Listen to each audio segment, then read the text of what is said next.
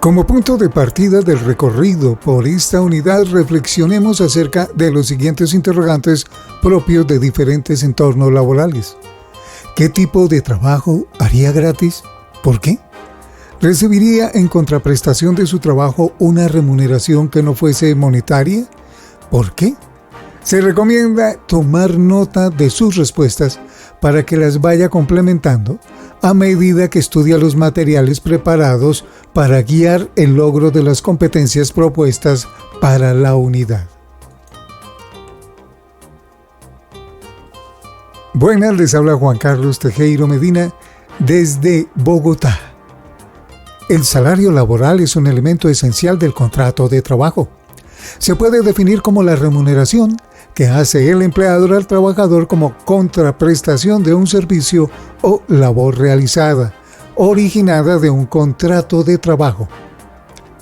En la legislación actual, existen varias clases de salario laboral, pero el más conocido es el salario mínimo, el cual es fijado y reglamentado mediante una serie de requisitos legales. Como ya se había indicado, el salario laboral es uno de los factores más importantes a la hora de buscar o adquirir un nuevo trabajo. Pero, ¿qué pasa si la empresa para la cual se trabaja entra en proceso de insolvencia o se declara en quiebra? Genere sus reflexiones mientras recorre la ruta de aprendizaje de este escenario. Aspectos generales del salario laboral. El salario es un elemento esencial del contrato de trabajo. Si en un contrato de trabajo no hay presencia de un salario o remuneración como contraprestación de un servicio prestado, se puede decir que no existe un contrato de trabajo. El salario constituye una obligación para el empleador, ya que este se puede entender como una retribución por un servicio prestado por el trabajador. El salario es un derecho de carácter irrenunciable. El trabajador no puede negarse al pago por el servicio prestado, tampoco puede cederse, ya sea por partes o en su totalidad. Y el salario puede ser prenda de garantía en casos específicos determinados por la ley. Chavarro J. y Cortés G. 2017. Elementos integrantes del salario. El Código Sustantivo del Trabajo indica en su artículo 127 que constituye salario tanto el pago que recibe el trabajador de manera ordinaria, fija y mensual en dinero y en especie, como aquel que obtiene por cualquier concepto de primas, sobresueldos, bonificaciones de carácter habitual, trabajo suplementario u horas extras, descansos remunerados, porcentajes sobre ventas y comisiones. Es decir, que todos estos conceptos de salario mencionados tienen como finalidad remunerar al trabajador e incrementar su patrimonio en razón de las labores realizadas conforme al contrato de trabajo. Ahora bien, los pagos que no constituyen salario. La ley laboral no solo establece cuáles son los pagos que hacen parte integral del salario, también señala una serie de conceptos que no constituyen salario, es decir, pagos que no buscan el incremento patrimonial del trabajador ni buscan remunerar la labor realizada. Estos pagos tienen otra naturaleza. ECOE 2017. El artículo 128 del Código Sustantivo del Trabajo establece que no constituyen salario aquellos dineros que el trabajador recibe por parte de su empleador de manera ocasional, es decir, dineros que se reciben muy de vez en cuando, como las bonificaciones o gratificaciones ocasionales, participación de utilidades, excedentes y todos aquellos dineros que el trabajador recibe, pero que tienen como finalidad cubrir gastos para desempeñar sus funciones, tales como gastos de representación, medios de transporte, elementos de trabajo o dotación. Tampoco son salarios los beneficios o auxilios de carácter habitual que contractualmente hayan acordado entre las partes, como las primas extralegales, alimentación o habitación. Clases de salarios. En Colombia, la ley laboral admite que el empleador y empleado tengan varias modalidades de pago por concepto de salario, siempre y cuando éstas no afecten los derechos y garantías mínimas del trabajador. A continuación se exponen las diferentes clases de remuneración. El salario en especie. El salario en especie es la remuneración de carácter permanente que recibe el trabajador en razón de sus labores prestadas. La ley establece que el salario en especie puede ser los conceptos de alimentación, habitación o vestuario. Es requisito indispensable que el salario en especie sea pactado por las partes de la relación laboral y debe constar siempre por escrito. El porcentaje del salario en especie solo puede ser parcial, es decir, entendiendo el salario como un 100%, el salario en especie nunca puede superar el 50% del valor total del salario, lo que significa que una parte del salario se pagará en dinero y la parte restante en especie. Código Sustantivo del Trabajo, 1950. Es decir, el límite máximo del salario en especie es 30%. Si el trabajador devenga más del salario mínimo, no puede exceder del 50% del total del salario. Ejemplo, Juan Pérez, quien trabaja para una empresa petrolera en la ciudad de Villavicencio, pactó un salario de 5 millones mensuales, de los cuales el 50% se pagará por concepto de habitación y alimentación, es decir, se pagará en especie, y el 50% restante se pagará en dinero. Cabe resaltar que el salario en especie sigue formando parte del salario en dinero, lo que significa que sigue siendo base para el pago por concepto de seguridad social, prestaciones sociales y aportes parafiscales según el caso. ECOE 2017. Ejemplo, en la empresa petrolera también trabaja Ana María Suárez, vinculada a la empresa por contrato de trabajo, en el que devenga un salario mínimo legal mensual vigente. De ese salario que devenga mensualmente, Suárez recibe el 30%, es remuneración en especie, y el 70% restante en dinero, sin importar que Suárez tenga el 30% de su salario en especie al momento de realizar su cotización para seguridad social y prestaciones sociales, se tomará como salario base la totalidad del salario. ¿Sabías que cuando hay presencia del salario en especie en el salario mínimo legal mensual vigente, el artículo 129 del Código Sustantivo del Trabajo establece que el salario en especie nunca podrá superar el 30% del valor total del salario? Salario integral. Esta es buenísima. Se entiende por salario integral a la remuneración que integra de forma completa todos los pagos por concepto de prestaciones sociales, recargo por trabajo nocturno, trabajo suplementario u horas extras y recargos dominicales. El único pago que no incluye el salario integral es el de las vacaciones.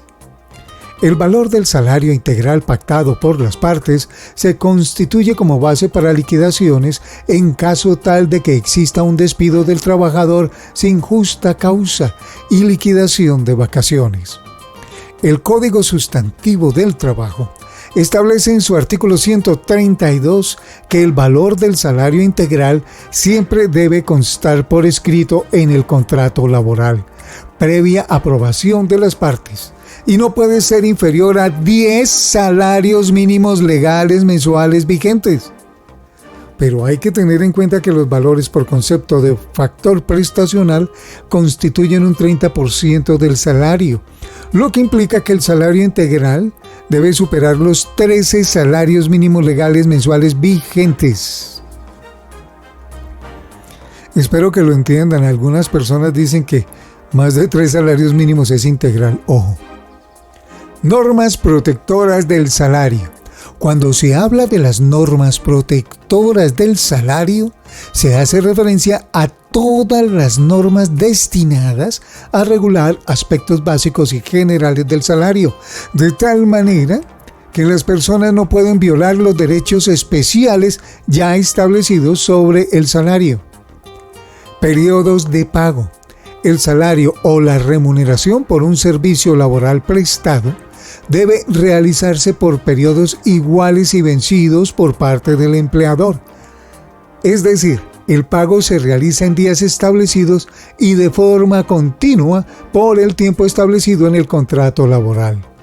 El pago debe hacerse siempre en moneda legal. Código Sustantivo del Trabajo, artículo 134. Prohibición de trueque. La ley imposibilita la opción de realizar pagos por concepto de salario completo con mercancía, fichas u otros medios semejantes establecidos por el empleador. La única excepción que existe es el pago o remuneración por alojamiento, vestido o alimentación, pero como se dijo anteriormente, estos pagos constituyen salario en especie y este nunca puede equivaler a la totalidad del salario. Código Sustantivo del Trabajo, artículo 136. Lugar y tiempo de pago.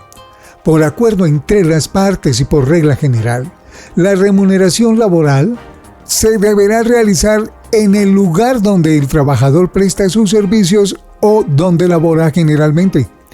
El artículo 138 del Código Sustantivo del Trabajo establece la prohibición de efectuar pago por concepto de salario laboral en establecimientos de expendio de sustancias alucinógenas o de bebidas alcohólicas, a excepción de aquellos trabajadores que presten sus servicios allí. Interesante, porque en Colombia que está autorizada la venta de alucinógenos, bueno, en otros países sí, ¿no? ¿A quién se hace el pago? La remuneración laboral se debe pagar directamente al trabajador y sujeto de la relación laboral, a menos que éste autorice a otra persona para que reciba el pago.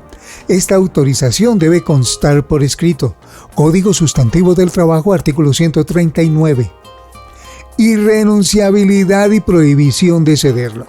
El derecho a recibir un salario o una remuneración como contraprestación de un servicio laboral prestado es de carácter irrenunciable, sí señores. Es decir, el trabajador no puede negarse a recibir el respectivo pago por los servicios que prestó. Tampoco lo puede ceder ni de manera parcial o total por ningún título. Código Sustantivo del Trabajo, artículo 142. Embargos de salarios. Por regla general, el Código Sustantivo del Trabajo establece que el salario mínimo no es embargable, es decir, este no se puede constituir en prenda de garantía de pago de alguna deuda. La ley también indica que el excedente del salario mínimo legal mensual vigente solo puede ser embargable en una quinta parte, lo que significa que si un trabajador devenga un salario de 1.000.000 mensuales, la parte que será objeto del embargo será el 20% del valor que exceda el salario mínimo legal mensual vigente. Dice que exceda el salario mínimo legal mensual vigente. Ahora bien, el artículo 156 de la misma ley establece unas excepciones a favor de cooperativas y pensiones alimenticias, indicando que todo salario puede ser embargado hasta en un 50%, inclusive el salario mínimo. Jornal y sueldo. Se entiende por jornal a la remuneración que es pagada por días, la cual debe pagarse en dinero y no puede ser mayor a una semana. Cabe resaltar que la actividad del trabajador no necesariamente debe ser continua. Por su parte, el sueldo se estipula para periodos mayores de un día y su pago no puede exceder un mes. Código Sustantivo del Trabajo, artículo 133. Un ejemplo. Alicia González es dueña de un mercado ubicado en un barrio en la ciudad de Bogotá. El mercado es atendido por Alicia y Marco, un trabajador de 21 años. A Marco le surge un inconveniente y debe realizar un viaje de carácter urgente. Es por esta razón que Alicia contrata a Juana para que trabaje en el mercado durante el tiempo que Marco está ausente, 6 días. Juana laboró de lunes a sábado y recibió una remuneración correspondiente a 6 jornadas de trabajo, teniendo en cuenta el valor del salario mínimo mensual vigente. Salario mínimo. El salario mínimo es el salario al que todo trabajador tiene derecho, sin importar factores como la profesión o conocimientos técnicos especializados. La finalidad del salario mínimo es cubrir las necesidades de índole personal del trabajador y las de su familia. Código Sustantivo del Trabajo, 1950. Fijación del salario mínimo. Para la fijación del salario mínimo, se tienen en cuenta factores como el costo de la vida, la capacidad económica de las empresas y empleadores, y las condiciones y actividades económicas de cada región. Sin embargo, el factor más determinante es el estudio de la capacidad económica de las empresas, ya que este factor reúne las opiniones de los empleadores y los sindicatos, de tal manera que haya equidad al momento de la fijación del salario. En cuanto a los trabajadores que desempeñan sus labores en sectores rurales o de campo, el salario mínimo debe fijarse teniendo en cuenta las facilidades que el empleador le ofrece al trabajador, tales como el alojamiento y alimentación, que disminuyen el costo de vida. Código Sustantivo del Trabajo, artículo 146. Procedimiento de fijación. El salario mínimo mensual legal vigente puede ser fijado mediante pacto colectivo, convención colectiva o por fallo arbitral. Código Sustantivo del Trabajo 1950. Actualmente puede ser fijado directamente por la Comisión Permanente de Concertación de Políticas Salariales y Laborales, en las que las decisiones serán tomadas por consenso, lo que significa que el voto tanto de los empleadores como de las organizaciones sindicales será el de la mayoría de sus miembros. El salario mínimo también podrá ser fijado por el Gobierno Nacional en los casos que la Comisión Permanente de Concertación de Políticas Salariales no llegue a un acuerdo o no logre consenso entre los representantes de cada sector. Chavarro J. y Cortés G. 2017. Pasos para lograr la fijación del salario. La comisión decidirá antes del 30 de diciembre del año en curso. Si no hay consenso o las partes no llegan a un acuerdo, se deben explicar las razones de salvedad por escrito dentro de las 48 horas siguientes. Las partes están en la obligación de revisar nuevamente esas salvedades y fijar su posición en un término de 48 horas. La comisión se reunirá nuevamente para buscar consenso y llegar a un acuerdo, ya con los elementos de juicio establecidos antes del 30 de diciembre. Si finalmente no se logra un acuerdo y aún no se ha fijado el valor del salario mínimo mensual legal vigente el 30 de diciembre del año en curso, el gobierno lo fijará teniendo en cuenta factores como la inflación para el año siguiente, establecido por el Banco de la República. También se tendrá en cuenta la contribución de los salarios al ingreso nacional, el incremento del Producto Interno Bruto, PIB o PIB, y el índice de precios al consumidor, IPC, Código Sustantivo del Trabajo 1950. Efecto jurídico. El artículo 148 del Código Sustantivo del Trabajo indica que la fijación del salario mínimo modifica automáticamente los valores establecidos por concepto de salario de los contratos de trabajo vigentes, en los que se haya pactado un salario inferior al nuevamente establecido. Valor del salario mínimo. Independientemente de que el valor del salario sea fijado por la Comisión Permanente de Concertación de Políticas Salariales y Laborales, el salario siempre se dejará en firme mediante un decreto firmado por el Presidente de la República y expedido al finalizar el año. Histórico del salario mínimo. Bueno, como el ejemplo es el aumento del salario mínimo en la historia desde el año 2000 al 2018, vamos a mostrar este ejemplo que dice desde el 2001 el salario mínimo era de 286,000 pesos. El incremento versus el 2000 fue de 9,96, altísimo. El auxilio del transporte fue de 30,000 pesos. Lo que pagó el empleador en esa época por año fue de 3,432,000. Luego llegaron los aumentos, entonces para el año entrante fue del 8,04, para el 2003 7,44. Obviamente aumentó el auxilio de transporte a 37,500 en aquella época. En el 2004 el 7,83. 2005 aumentó el 6,56, en el 2006 6,95%, 2007 6,30, en el 2008 el 6,41, En el 2009 el 7,67%, en el 2010 aumentó 3,64%. Hasta llegar al 2018 que aumentó el 5,90% y el auxilio de transporte quedó en 88.211, lo cual quiere decir que el empleador pagó 9.374.904 millones anuales al trabajador en salario mínimo. Entonces mire la comparación, arrancamos año 2000, se pagaban 3.121.200 y en el 2018 se pagaron 9.374.904, lo que equivale que aumentó 200% de la suma inicial.